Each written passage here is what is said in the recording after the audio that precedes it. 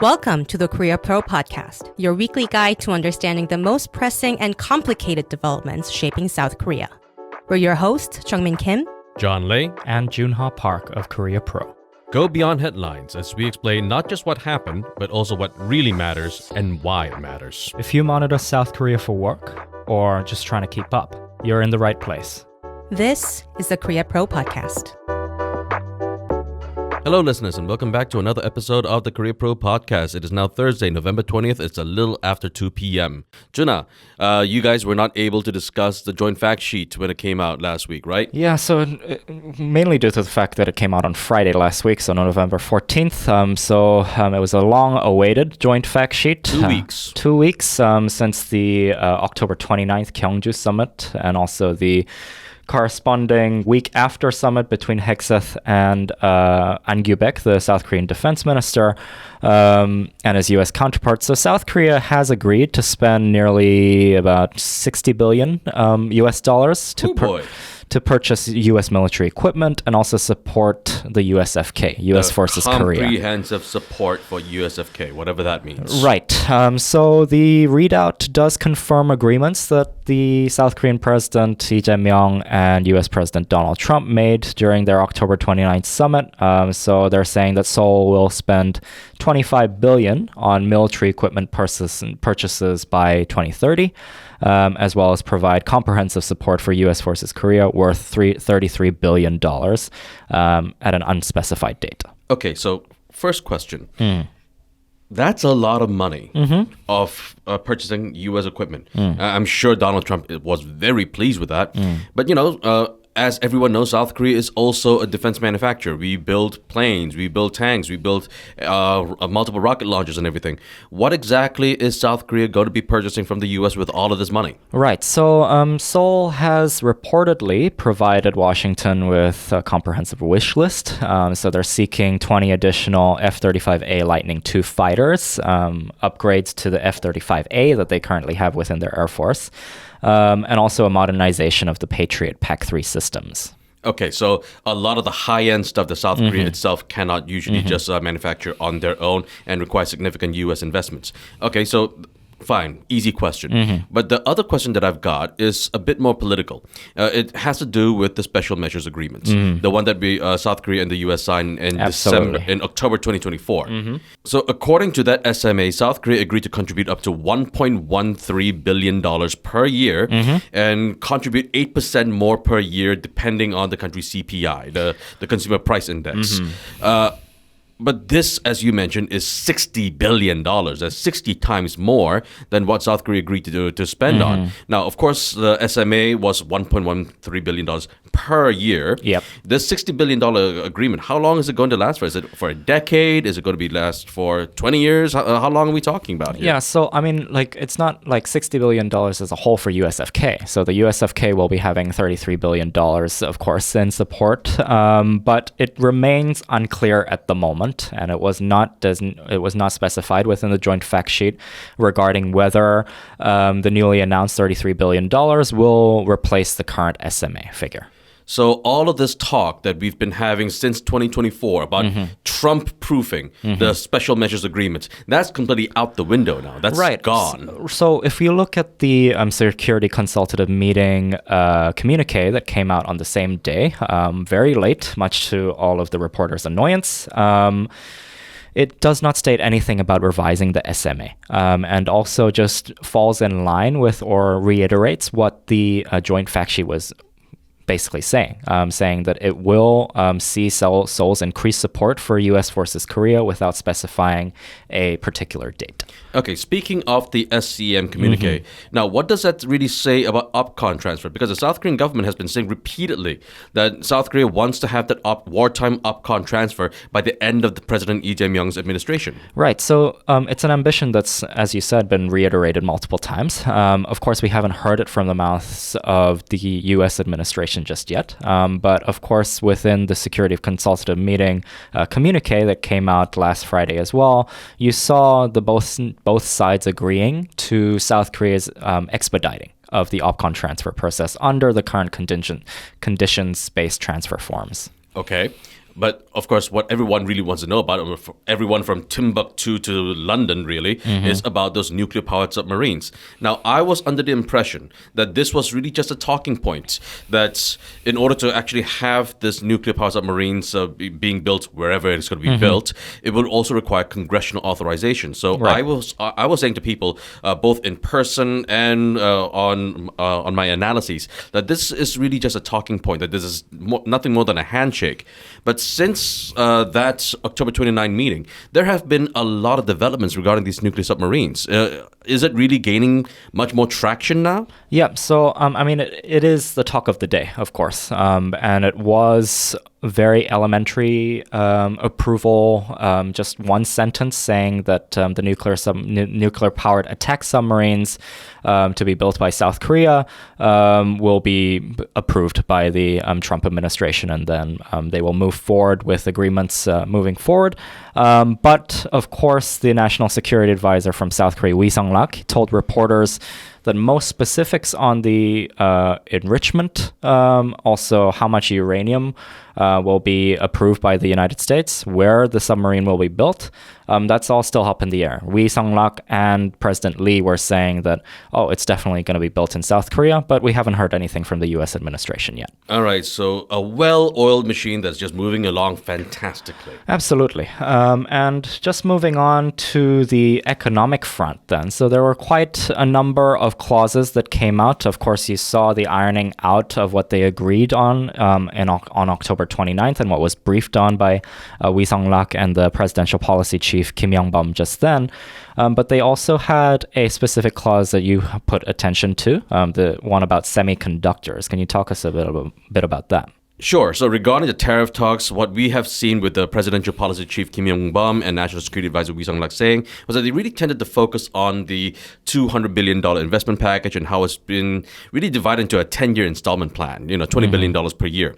But what's been slightly less emphasized is the semiconductor clause. Now, I'm going to read that clause that was published at the White House website. And now this is what it says. Quote, "For any Section 232 tariffs imposed on semiconductors, including semiconductor manufacturing equipment, the United States intends to provide terms for such Section 232 tariffs on Korea that are no less favorable than terms that may be offered in a future agreement covering a volume of semiconductor trade at least as large as Korea's as determined by the United States." Right. So the question is, what does this mean? Okay, so basically what this means is that the U.S. is going to provide terms for Korea that are, again, quote, no less favorable than those offered in any future agreement with a partner whose semiconductor trade volumes equals or exceeds South Korea's. So when we think about countries whose semiconductor volume exports or production is equal to or greater than South Korea, really there's only one country that comes to mind, and that's Taiwan. The joint fact sheet... TSMC, exactly. The joint fact sheet never explicitly mentions Taiwan, but it's there. It's just not said out loud. If you want to think about the entire foundry business, Samsung is number 2 globally when it comes to foundry business, and the global market share for Samsung is 7%. Number 1 is TSMC, which is about 66%. And so what this really means is that since no country surpasses Taiwan in fabrication scale or advanced logic leadership, Taiwan is now the implicit benchmark. So because this set is about future semiconductor deals, what this means is that if Taiwan, say, it's able to negotiate with the U.S. and is able to secure, say, enhanced access to advanced AI chips like the Blackwell chips that Nvidia is producing, or if it can get lower tariffs in exchange for, say, moving production facilities from Taiwan to somewhere in the United States, South Korea will come under significant pressure to either increase spending or make significant innovative breakthroughs in the semiconductor business sector, or just to maintain access or parity with Taiwan. Now, as we just mentioned, TSMC has far outpaced Samsung Electronics or SK Hynix when it comes to global foundry, global market share.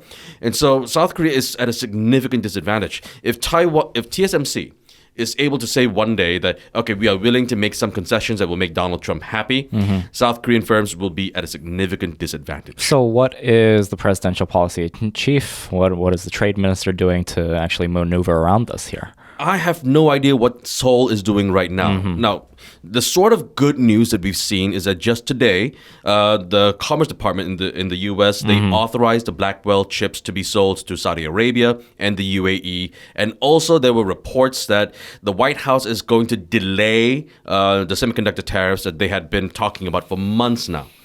So that's going to offer some short-term stability. Okay. Because if the Saudis and the Emiratis are able to get those access to Blackwell chips, South Korea will be able to get those chips as well. And so in the short term, there is some flexibility, and we are likely going to see some moves in the Kospi in a more positive direction. It's been going down a little bit over the past few days. But yeah, in the long term, this is not something that's really just state-to-state policy or trade talks will be able to resolve. It's going to come down to how much South Korean companies themselves will be able to innovate. And what we've seen over the past few years is that South Korean companies just have not been able to compete when it comes to semiconductors or chips, when it comes to, competing with Taiwan. We'll see how that fleshes out. And South Korean President Lee Jae-myung, he also held a summit with the UAE President Mohammed bin Zayed Al Nahyan on Tuesday.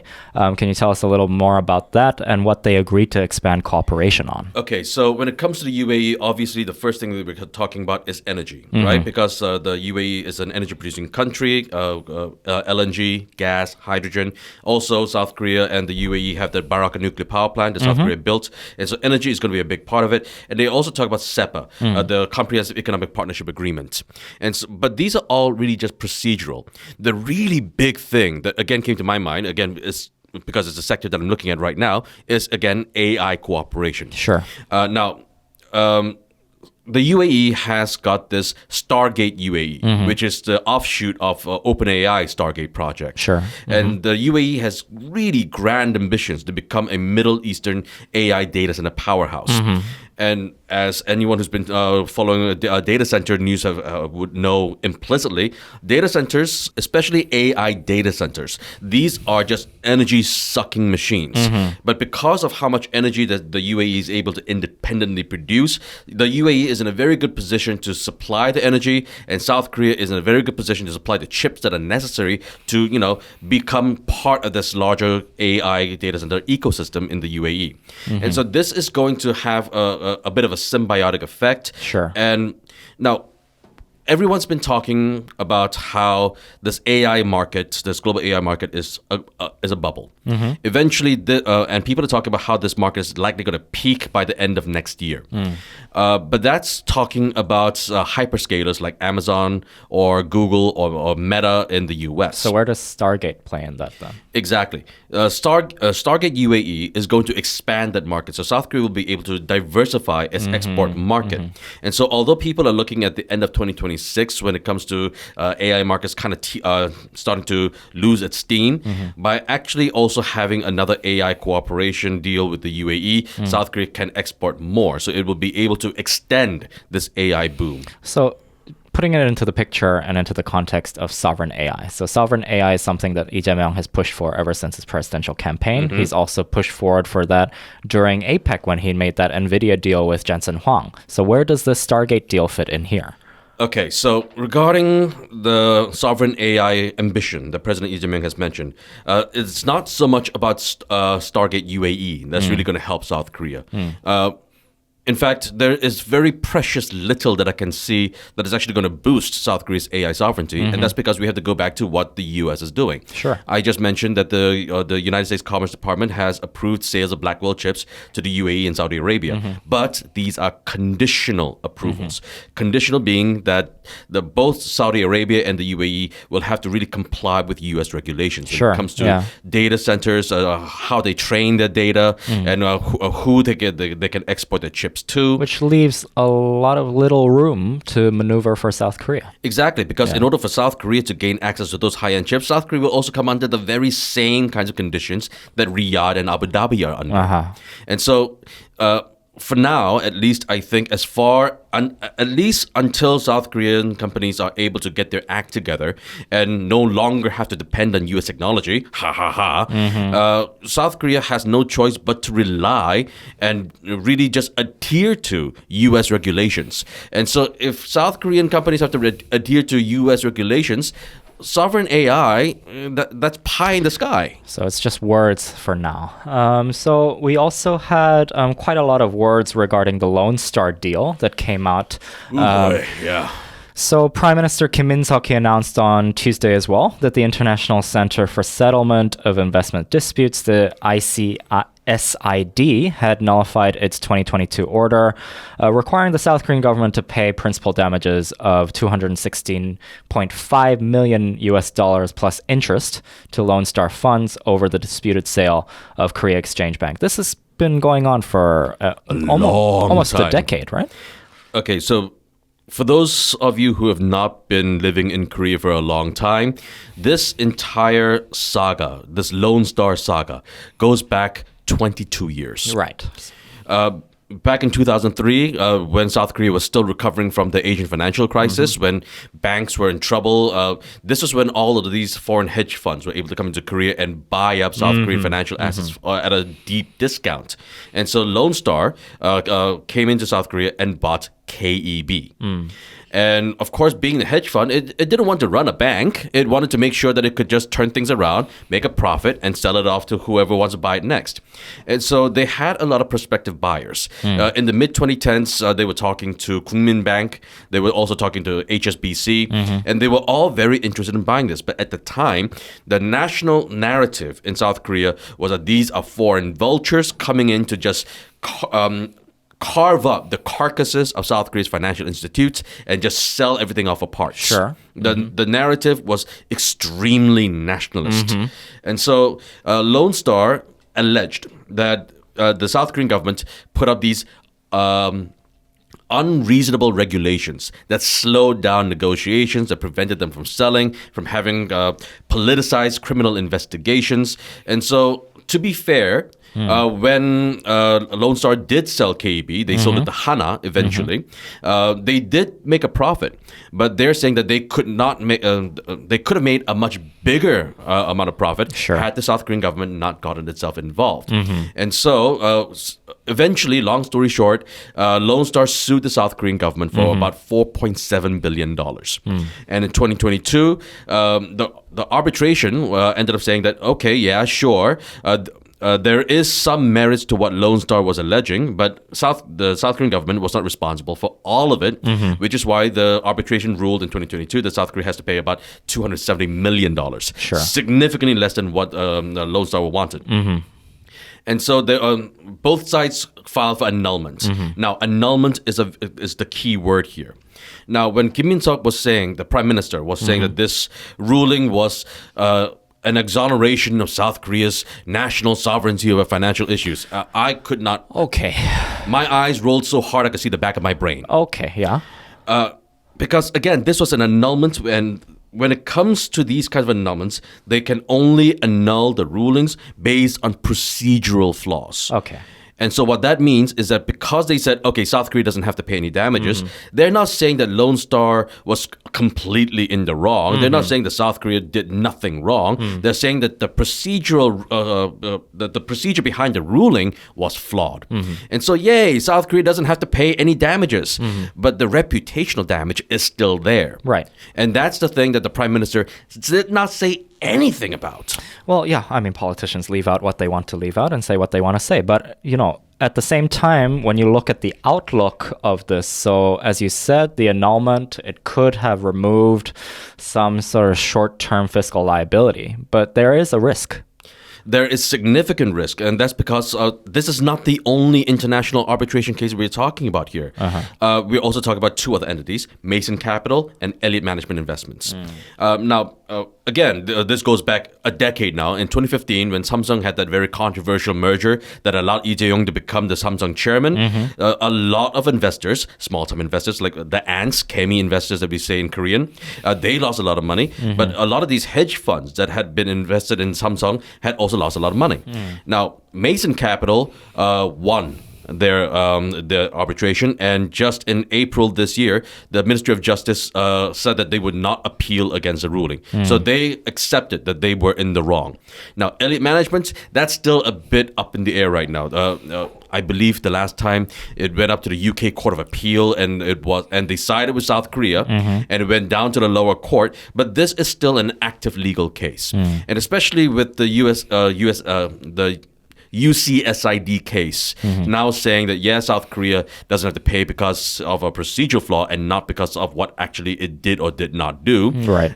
This means that the Elliott Management case that still has teeth, and it can really come back to bite South Korea. Looking to stay informed about South Korea's fast evolving political, business and cultural landscape? Join us on Korea Pro, the go-to resource for in-depth analysis expertly curated by top-tier professionals. And now you can pick the membership level that best suits your needs, thanks to our new subscription packages. Starting at just $199 annually, you can access daily analysis and our weekly podcast. Or try our premium membership package, which offers additional perks such as executive briefings, monthly reports and forecasts, networking receptions and event opportunities, as well as much, much more. To find the best fit for you, just head to signup.koreapro.org and become a member today. Week ahead. So Lee continues his trip overseas. So he is in Cairo right now, I believe, and he's meeting with the Egyptian president, where he'll be having a meeting, and then he will continue his trip to Johannesburg. Well, he will the be G20 summit. He'll be heading to the G20 summit and also Turkey, I believe, and he'll be ending his trip on November 26th. That should be an interesting stopover, meeting with Turkish President Erdogan. Both countries have been really producing a lot of weapons, since Turkey is a drone powerhouse, really. And South Korea has a lot of ambitions to go into this. We have to see what kinds of defense cooperation deals that might come out with Turkey. So that would be quite something interesting to keep an eye on. And South Korea will move forward with its space ambitions with the fourth launch of the Duriho. It's going to be happening on the 27th of November. That's next week, where they will be launching from the Kohung site in Eastern Korea. Okay, and all of this information will be sent to your email inbox by Monday at 2 p.m. via the Week Ahead newsletter. So if you'd like to know more, please subscribe. Bye! And that's a wrap. Thanks for tuning in. If you want to know more, sign up for our daily executive briefings. We'll brief you on all you need to know from the past 24 hours and why it matters, delivered to your inbox every morning. If you want to stay ahead of the curve, sign up for Korea Pro to get a full package of insights, from daily expert analysis to profiles, month in review, week ahead, and more. And until next time, I'm Jungmin Kim. I'm Joon Ha Park. And I'm John Lee, and we'll see you next time on the Korea Pro Podcast.